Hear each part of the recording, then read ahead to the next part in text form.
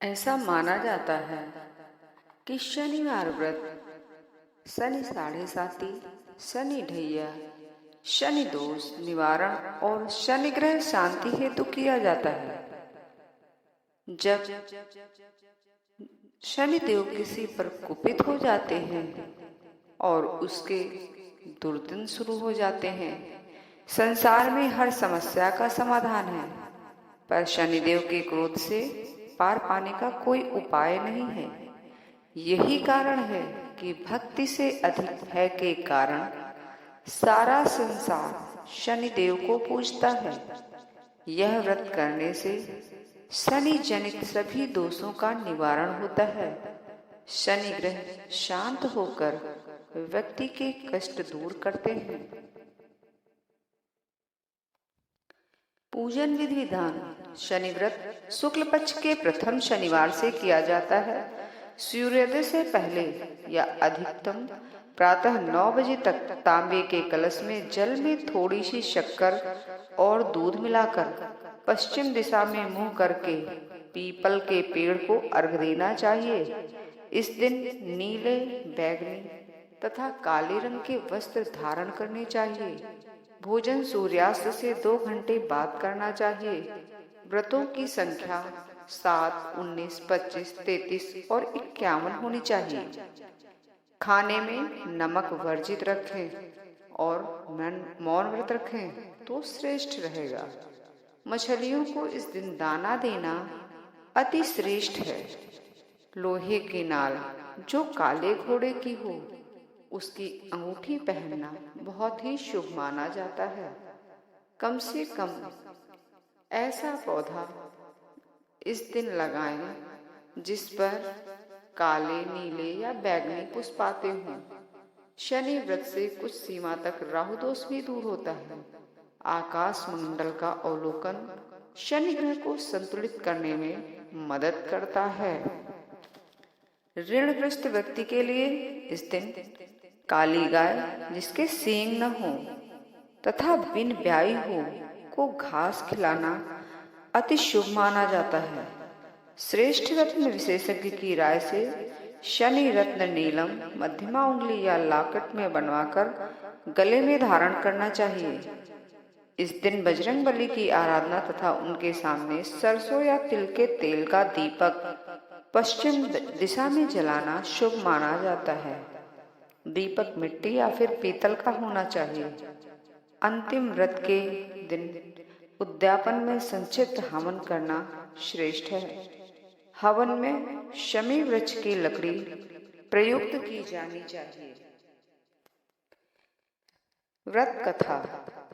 राजा ने विक्रमादित्य से हार के बारे में पूछा तो उसने बताया कि उसके देखते ही देखते खूंटी ने हार को निगल लिया था। इस पर राजा ने क्रोधित होकर चोरी करने के अपराध में विक्रमादित्य के हाथ पांव काटने का आदेश दे दिया। राजा विक्रमादित्य के हाथ पांव काटकर उसे नगर की सड़क पर छोड़ दिया गया। कुछ दिन बाद एक तेली उसे उठाकर अपने घर ले गया और उसे अपने कोल्हू पर बैठा दिया। राजा आवाज देकर बैलों को हाँकता रहा। इस तरह तेली का बैल चलता रहा और राजा का भोजन मिलता रहा। शनि के प्रकोप की 7.5 पूरी होने पर वर्षा ऋतु प्रारंभ। राजा विक्रमादित्य एक रात मेघ मल्हार गा रहा था कि तभी नगर के राजा की लड़की राजकुमारी मोहिनी रथ पर सवार होकर उस तेली के घर के पास से गुजरी। उसने मेघ मल्हार सुना तो उसे बहुत अच्छा लगा। दासी को भेजकर गाने वाले को बुला लिया। दासी ने लौटकर राजकुमारी को अपंग राजा के बारे में सब कुछ बता दिया। राजकुमारी उसके मेघ मल्हार से बहुत मोहित हुई, अतः उसने सब कुछ जानकर भी अपंग राजा से विवाह करने का निश्चय कर लिया। राजकुमारी ने अपने माता पिता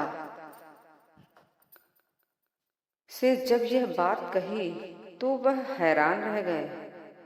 रानी ने मोहिनी को समझाया, बेटी तेरे भाग्य में तो किसी राजा की रानी होना लिखा है, फिर तू उस अपंग से विवाह करके अपने पांव में कुल्हाड़ी क्यों मार रही है। राजकुमारी ने अपनी जिद नहीं छोड़ी। अपनी जिद पूरी कराने के लिए उसने भोजन करना छोड़ दिया और प्राण त्याग देने का भी निश्चय कर लिया। आखिर राजा रानी को विवश होकर अपंग विक्रमादित्य से राजकुमारी का विवाह करना पड़ा। विवाह के बाद राजा विक्रमादित्य और राजकुमारी तेली के घर में रहने लगे। उसी रात स्वप्न में शनिदेव ने राजा से कहा, राजा, तुमने मेरा प्रकोप देख लिया। मैंने तुम्हें अपने अपमान का दंड दिया है। राजा ने शनिदेव से क्षमा करने को कहा और प्रार्थना की कि हे शनिदेव, आपने जितना दुख मुझे दिया है अन्य किसी को ना देना।